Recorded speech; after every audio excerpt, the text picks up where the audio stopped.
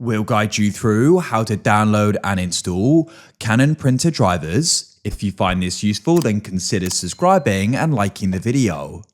This is important to do for things to go and function correctly, so make sure it's this full guide and don't skip ahead, as we're guiding you through how this is done. So to get started, open a web browser of your choice. I'll use Chrome, but you could go and use Edge.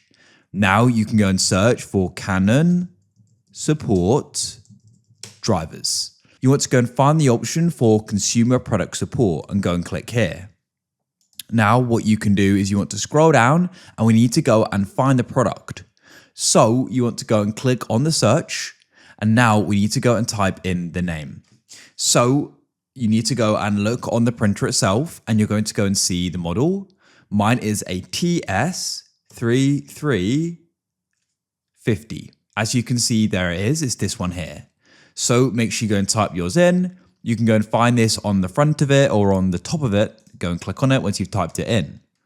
After you've done that, you can then go and see some information about it, like the setup and other things as well.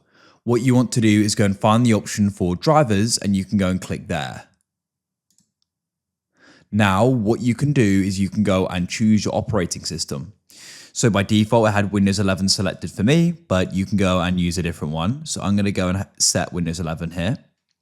Then you can go and scroll down and you're going to see these different options. What you want to do is go and find the setup package. So as you can see, this one here is this file will download and install the driver needed to set up and utilize your product. Once complete, you'll then be able to install software to enhance the product's functionality.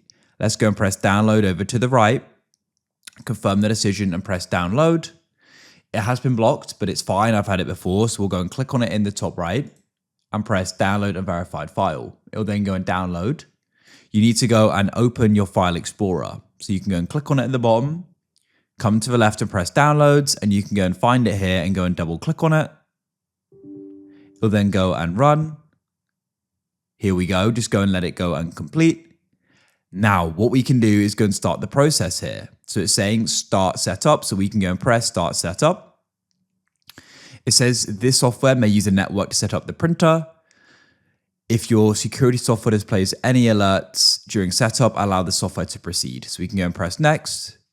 Now go and wait. It's now acquiring information from the latest driver and software. It's going to download what it needs.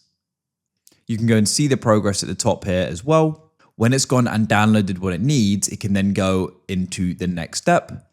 You need to go and read and agree the license agreement. I have, so I'm going to press yes in the bottom right, and we can then agree to this. Make sure you do. Go and wait. It's now checking the status.